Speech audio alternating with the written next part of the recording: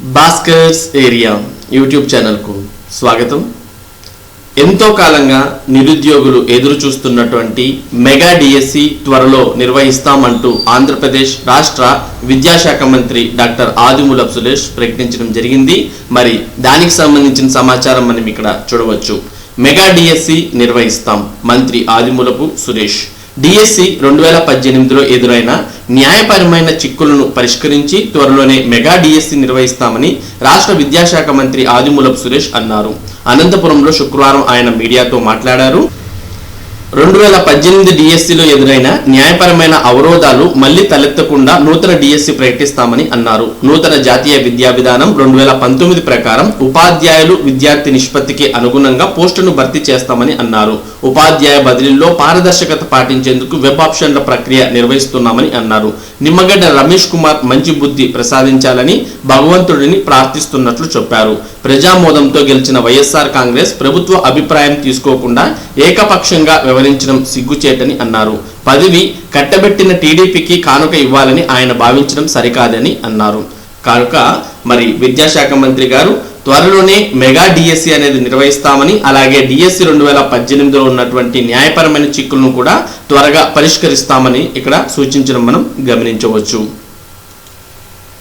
23 నుంచి జగనన్న విద్యా కానుక వారోత్సవాలు. 650 కోట్ల పథకం సమర్థంగా అమలయ్యేలా చర్యలు. వారోత్సవాల షెడ్యూల్. విద్యా కానుక కిట్లు నాణ్యత పరిశీలన, లోపాలు సరిదిద్దేందుకు ఏర్పాట్లు, వచ్చే ఏడాదికి మరింత మెరుగుపరిచేలా ప్రణాళిక. రాష్ట్ర ప్రభుత్వం అత్యంత ప్రతిష్టాత్మకంగా చేపట్టిన జగనన్న విద్యా కానుక ఫలాలు పాఠశాల విద్యార్థులందరికీ అంది పథకం లక్ష్యాలు పూర్తిగా నెరవేరేందుకు విద్యాశాఖ ఈ నెల 23 నుంచి 28వ తేదీ వరకు ప్రత్యేక వారోత్సవాలు నిర్వహించాలని నిర్ణయించింది. ఈ పథకం కింద 650 కోట్లకు పైగా వెచ్చించింది. 2021 విద్యా సంవత్సరానికి అన్ని ప్రభుత్వ యాజమాన్య ఎయిడెడ్ పాఠశాలల్లో 1 నుంచి 10వ తరగతి వరకు చదువుతున్న విద్యార్థులకు స్టూడెంట్ కిట్ల పంపిణీ చేసిన సంగతి తెలిసిందే. ఒక్కో విద్యార్థికి 3 జతల యూనిఫామ్, 1 సెట్ నోట్ పుస్తకాలు, పాఠ్య పుస్తకాలు, జత బూట్లు, 2 జతల సాక్సులు, బెల్ట్, 3 మాస్కులు, బ్యాగ్ను కిట్ రూపంలో అందించారు. ఈ కిట్లలో ఇచ్చిన వస్తువుల నాణ్యతను, పంపిణీ విధానాన్ని వారోత్సవాల సందర్భంగా పరిశీలించి వచ్చే ఏడాది పాఠశాలలు తెరిచే నాటికి పథకాన్ని మరింత మెరుగైన ప్రణాళికతో అమలు చేయాలని ప్రభుత్వం నిర్ణయించింది. 150 కోట్ల కుట్టుకూలి. విద్యార్థుల యూనిఫామ్ కుట్టుకూలి కింద 1 నుంచి 8వ తరగతి విద్యార్థులకు జతకు 40 చొప్పున 120 రూపాయలు, 9, 10వ తరగతి విద్యార్థులకు జతకు 80 చొప్పున 3 జతలకు 240 నగదును విద్యార్థుల తల్లుల బ్యాంక్ ఖాతాల్లో ప్రభుత్వం జమ చేస్తోంది. దాదాపు 42 లక్షల మంది విద్యార్థులకు సంబంధించి ప్రభుత్వం 150 కోట్ల వరకు కుట్టుకూలి చెల్లిస్తోంది. గతంలో దుస్తుల కుట్టు కాంట్రాక్ట్ పేరిట ఈ డబ్బు భారీగా స్వాహా అయ్యేది. ఇప్పుడు ఒక్క పైసా కూడా దుర్వినియోగానికి ఆస్కారం లేకుండా నేరుగా తల్లుల ఖాతాల్లోనే వేస్తున్నారు. ఎవరైనా కుట్టుకూలి జమ కాకపోతే ఈ వారోత్సవాల్లో తల్లుల ఆధార్ డేటాను పరిశీలించి వివరాలు తప్పుగా ఉంటే సరిచేస్తారు. బూట్లు, బ్యాగుల్లో సమస్యలుంటే సంబంధిత ఏజెంట్లతో మాట్లాడి వెంటనే పరిష్కరిస్తారు. మరి వారోత్సవాల షెడ్యూల్ అంటూ ప్రతి తేదీ కూడా అంటే 23, 24, 25, 26, 27, 28 ఏ తేదీలో ఏ కార్యక్రమం నిర్వహించాలి అని కూడా షెడ్యూల్ ఇవ్వడాన్ని మనం గమనించవచ్చు. 23 నుంచి విద్యా కానుక వారోత్సవాలు. పాఠశాల విద్యాశాఖ సంచాలకులు వాడ్రేపు చిన్న వీరభద్రుడు. ఉపాధ్యాయుల సెలవులు కుదింపు. రాష్ట్రంలో కోవిడ్ పరిస్థితుల కారణంగా విద్యా సంవత్సరం ప్రారంభం సుదీర్ఘకాలం ఆలస్యమైన నేపథ్యంలో ఉపాధ్యాయుల సెలవును కుదించి ఉపయోగించుకోవాలని సూచిస్తూ పాఠశాల విద్యాశాఖ డైరెక్టర్ వాడ్రేపు చిన్న వీరభద్రుడు శుక్రవారం ఉత్తర్వులు విడుదల చేశారు. నవంబర్, డిసెంబర్ నెలకు సంబంధించి క్యాజువల్ లీవ్లు 15 ఉండగా 2.5 రోజులు వినియోగించుకోవాలని, స్పెషల్ క్యాజువల్ లీవ్లు 7 ఉండగా 1, ఉమెన్ స్పెషల్ క్యాజువల్ లీవ్లు 5 గాను 1 తీసుకోవాలని సూచించారు. అలాగే ఇతర సెలవుల విషయంలోనూ అర్హులను పరిస్థితులను బట్టి మాత్రమే వినియోగించుకోవాలని పేర్కొన్నారు. ప్రధానోపాధ్యాయులు, ఉపాధ్యాయుల్లో ఎవరైనా కోవిడ్ బారిన పడి చికిత్స పొందుతున్నట్లయితే మెడికల్ లేదా సిఎల్ స్పెషల్ క్యాజువల్ లీవ్లను ఉపయోగించుకోవచ్చని, అందుకోసం మెడికల్ సర్టిఫికెట్లు సమర్పించాలని సూచించారు. సెలవులు మంజూరు చేసే అధికారులు ఆయా పాఠశాలల్లో 50% తగ్గకుండా బోధనా సిబ్బంది ఉండేలా చూసుకోవాలని ఆదేశించారు. అయితే విద్యాశాఖ జారీ చేసిన ఆదేశాలను పలు ఉపాధ్యాయ సంఘాలు వ్యతిరేకిస్తున్నాయి. అసమంజసం.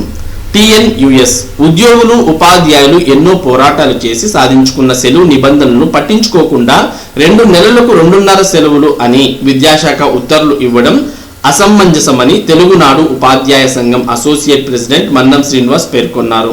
సెలవులు హరించడం అన్యాయం, ఆపస్ నిరంకుశ వైఖరి మారాలి. ఏపీటీఎఫ్ మెమో 151ను ఉపసంహరించుకోవాలి. ఎన్టీఏ ఉత్తర్వులు సరి కాదు. ఎస్సీ ఎస్టీయు టోటల్ గా అన్ని ఉపాధ్యాయ సంఘాలైతే ఉపాధ్యాయ సెలవుల కుదింపును వ్యతిరేకిస్తున్నాయి.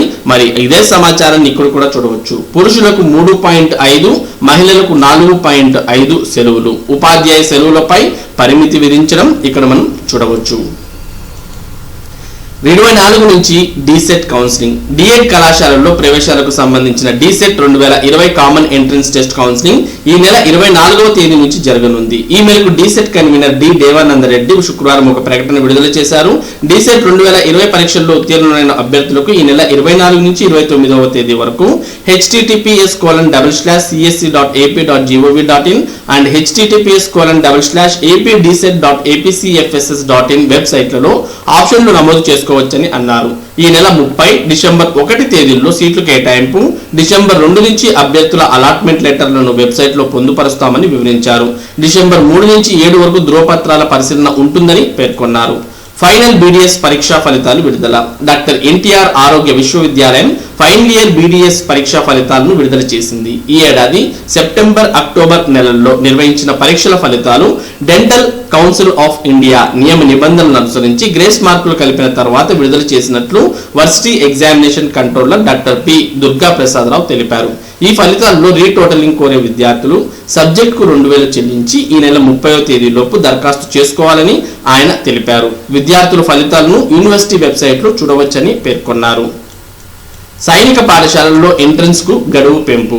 ఆల్ ఇండియా సైనిక పాఠశాలల్లో 6-9 తరగతుల్లో ప్రవేశానికి ఆన్లైన్లో దరఖాస్తు చేసుకోవడానికి డిసెంబర్ 3 వరకు గడువు పెంచినట్టు సైనిక పాఠశాల principal wing commander CS Bhanuprakash ఒక ప్రకటనలో తెలిపారు. గత ప్రకటనలో దరఖాస్తుకు చివరి తేదీ నవంబర్ 19తో ముగియగా మరో 15 రోజులు గడువు తేదీని పొడిగించామని, విద్యార్థులు దరఖాస్తు చేసుకోవడానికి మరో అవకాశం లభించిందని వివరించారు. తెలుగు పండిట్లకు మంగళం. జగన్ సర్కార్ నిర్వాకం. ఆందోళనలో నిరుద్యోగ పండిట్లు 26న కలెక్టరేట్ల ముట్టడికి పిలుపు. రాష్ట్ర ప్రభుత్వం ఇంగ్లీష్ మీడియం మోజులో తెలుగును చంపేస్తోందన్న విమర్శ తెలుగు పండిట్ల వ్యవస్థ రద్దుకు ప్రభుత్వం సిద్ధపడడమే ఇందుకు నిదర్శనం. దీనిపై ప్రభుత్వం అధికారికంగా ప్రకటించినప్పటికీ రాబోయే డిఎస్సీల ఖాళీలపై డిఈఓలు ఇచ్చిన నివేదికల్లో తెలుగు పండిట్ ఎల్పీ పోస్టులను చూపకపోవడంతో నిరుద్యోగ పండిట్లు ఆందోళన చెందుతున్నారు. జగన్ ప్రభుత్వ హయాంలో దాదాపు 10,000కు పైగా తెలుగు పండిట్లకు స్కూల్ అసిస్టెంట్ ఎస్ఏలుగా పదోన్నతులు కల్పించింది. ముందు వెనక చూడకుండా స్పష్టమైన ఆలోచన లేకుండా ఒక్కసారిగా కల్పించిన పదోన్నతులతో తెలుగు పండిట్లు ఎల్పీ పోస్టులు కనుమరుగయ్యాయి. తెలుగు పండిట్ల వ్యవస్థ పునరుద్ధరణ కోసం ఈ నెల 26వ తేదీ ఉదయం 10 గంటలకు రాష్ట్ర వ్యాప్తంగా కలెక్టరేట్ల ముట్టడికి నిరుద్యోగ తెలుగు పండిట్లు పిలుపునివ్వడం ప్రభుత్వానికి మరో తలనొప్పిగా మారింది. ఇప్పటికే టీచర్ల బదిలీల ప్రక్రియపై అనేక సమస్యలు నెలకొన్న తరుణంలో తాజాగా తెలుగు పండిట్ల ఆందోళన మరింత ప్రభావం చూపనుంది. ప్రతి ప్రాథమిక పాఠశాలలో ఒక తెలుగు భాషా పండితుని నియమించాలని, తెలుగు భాషను కాపాడాలని డిమాండ్లతో నిరుద్యోగ తెలుగు పండిట్లు ఆందోళనకు సమాయత్తమయ్యారు. భాషోపాధ్యాయులు ఉన్నతీకరణ రద్దు నిరుద్యోగుల భాషోపాధ్యాయుల పాలిట శాపంగా మారిందని ఆరోపిస్తూ కలెక్టరేట్ల ముట్టడించాలని పిలుపునివ్వడం, 21 డిమాండ్లతో కూడిన కరపత్రం విడుదల చేయడం కలకలంగా మారింది. త్వరలో అన్ని జిల్లాల నిరుద్యోగ పండిత అభ్యర్థి సమీకరించి సమావేశం ఏర్పాటు చేస్తామని ప్రకటించారు. ఉమ్మడి ఆంధ్రప్రదేశ్ నుంచి తెలుగు పండిట్ల వ్యవస్థ కొనసాగుతుంది. విద్యాశాఖాధికారులు అన్ని జిల్లాల నుంచి ఇచ్చిన నివేదికను పరిశీలిస్తే తెలుగు పండిట్ల పోస్టులు ఖాళీ చూపించలేదు. దీని ఆధారంగా భవిష్యత్తు డిఎస్సీలలో తెలుగు పండిట్ల పోస్టులు ఉండబోవనే సంకేతాల్ని విద్యాశాఖాధికారుల ద్వారా ప్రభుత్వం పరోక్షంగా వెల్లడించినట్లయింది. అదే విషయాన్ని పాఠశాల విద్యాశాఖాధికారులు అనధికారికంగా ధృవీకరిస్తున్నారు. అటు ఎస్జిటికి అర్హత లేక ఇటు లాంగ్వేజ్ పండిట్ పోస్టులు రద్దుతో వారంతా ఆందోళన చెందుతున్నారు. తెలుగు పండిట్ అవ్వాలంటే, తెలుగు పండిట్ కావాలంటే తెలుగు భాషపై ఆసక్తి ఉండడంతో పాటు డిగ్రీలో స్పెషల్ తెలుగు చేయాలి. LP set language common entrance test లో అర్హత సాధించాలి. కౌన్సిలింగ్ లో సీటు సాధించి ఏడాది పాటు తెలుగు పండిత కళాశాలలో పండిత ఉపాధ్యాయ శిక్షణ పొంది చివరి దశ పరీక్షల్లో ఉత్తీర్ణులవ్వాలి. ఆ తర్వాత డిఎస్సికి సిద్ధమవ్వాలంటే టెట్ పేపర్ 2లో అర్హత సాధించాలి. ఈ అర్హతలున్న వారికి డిఎస్సిలో తెలుగు విభాగం language pandit LP, school assistant SA పోస్టులు 2 రాసుకోవచ్చు. ఇప్పుడు ఏపీలో తెలుగు పండిట్లందరికీ ఎస్ఏ తెలుగుగా పదోన్నతులు కల్పించారు. పదోన్నతులు పొందిన వారి స్థానాల్లోనూ తెలుగు పండిట్ పోస్టులు రద్దు రద్దయ్యాయి. పదోన్నతులు పొందిన ఎస్ఏలు అందరికీ ఇంతవరకు పోస్టులు సర్దుబాటు కాలేదు. ఆయా జిల్లాల్లో డిఓ పూల్లో చాలా మంది మిగిలిపోయారు. మరికొందరిని పీఈటీ, డ్రాయింగ్, డిఓ కార్యాలయంలో సిబ్బందిగా వినియోగిస్తున్నారు. రాష్ట్ర ప్రభుత్వం ఈ ఏడాది ఎల్పీ సెట్ ను నిర్వహించింది. తెలుగు పండిత కళాశాలల్లో ఉపాధ్యాయ శిక్షణ కోసం వేలాది మంది ఈ పరీక్షకు హాజరయ్యారు. అటు ఎల్పీ సెట్ ను ప్రభుత్వం నిర్వహించి అటు రాబోయే డిఎస్సీల్లో పండిట్ పోస్టు సృష్టించకపోవడంతో పెద్ద సమస్య వచ్చి పడింది. నూతన విద్యా విధానం ఆధారంగా ప్రతి ప్రాథమిక పాఠశాలల్లోనూ 1 నుంచి 2 తెలుగు పండిట్ పోస్టులు కేటాయించాలని నిరుద్యోగ పండిట్ల అభ్యర్థిస్తున్నారు. లేకుంటే స్కూల్ అసిస్టెంట్ల పదోన్నతుల కారణంగా రాష్ట్రంలో పండిట్ పోస్టులు ఖాళీ అవ్వాలంటే పదోన్నతులు పొందిన వారు రిటైర్ కావాల్సిందే. ఈలోగా నెలలు, రోజులు, ఏడాది వయోపరిమితికి డెడ్ లైన్ తో ఉద్యోగాల కోసం వేచి చూస్తున్న తెలుగు పండిట్లు భవిష్యత్తు అగమ్యగోచరంగా మారుతోంది. విద్యాశాఖ మంత్రి, ఉన్నతాధికారులను కొందరు అధికారులు తప్పుదోవ పట్టించడంతోనే తెలుగు పండిట్ల వ్యవస్థ రద్దవుతోందన్న ప్రచారం ఉంది. ఈ సమస్యపై సీఎం జగన్ ప్రత్యేక కమిటీ వేయాల్సిన అవసరం ఉంది. డిఎస్సి కోసం లక్షలాది మంది ప్రిపరేషన్. డిఎస్సి కోసం లక్షలాది మంది తెలుగు పండిట్లు ఏడాది నుంచి ప్రిపరేషన్ కొనసాగిస్తున్నారు. గతేడాది తెలుగు పండిట్ శిక్షణ పూర్తి చేసుకున్న వారంతా టెట్ డిఎస్సిలపై దృష్టి సారించారు. రాబోయే డిఎస్సిలో తెలుగు పండిట్లు ఖాళీలు ప్రకటించకపోతే వారి ఆశలు నీరుగారుతాయి. భవిష్యత్ సర్వనాశనం అవుతుంది. మొత్తం తెలుగు పండిట్ల వ్యవస్థని నిర్వీర్యం చేసేలా వ్యవహరిస్తున్న జగన్ ప్రభుత్వంపై నిరుద్యోగ అభ్యర్థులు ఆగ్రహం వ్యక్తం చేస్తున్నారు. తెలుగు పండితుడు అంటే కేవలం ఉపాధ్యాయుడే కాదని, తెలుగు జాతి, సంస్కృతి, యాస, భాష ఔన్నత్యాన్ని కాపాడే రక్షకుడని నిరుద్యోగ పండిట్లు పేర్కొంటున్నారు.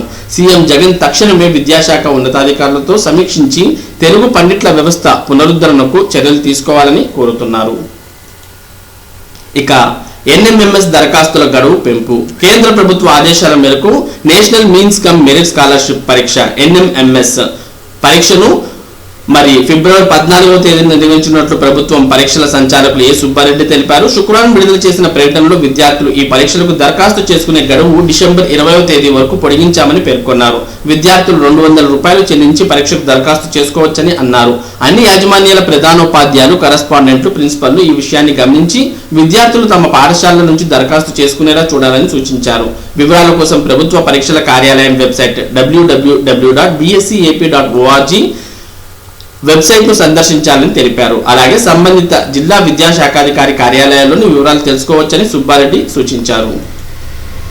ఇక NTSE దరఖాస్తు కూడా పొడిగించడం జరిగింది.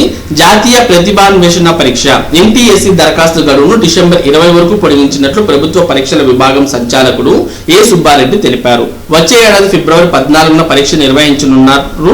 పరీక్ష రుసుము 200 CFMS ద్వారా చెల్లించాలని సూచించారు. అటు NMMS ఇలాగే NTSE పరీక్షల గడువు తేదీ, అప్లై చేసుకోవడానికి గడువు తేదీ అనేది పొడిగించడం మనం ఇక్కడ గమనించవచ్చు. ఇవి ఈ రోజు ఉన్నటువంటి విద్యా ఉద్యోగ సంబంధిత సమాచారం. ఇటువంటి ముఖ్యమైన సమాచారాన్ని భాస్కర్స్ ఏరియా మీకు ప్రతిరోజు అందించడం జరుగుతుంది. ఈ సమాచారం మీరు పొందడానికి మన భాస్కర్స్ ఏరియా ఛానల్ కు సబ్స్క్రైబ్ అవ్వండి. Thank you for watching this video.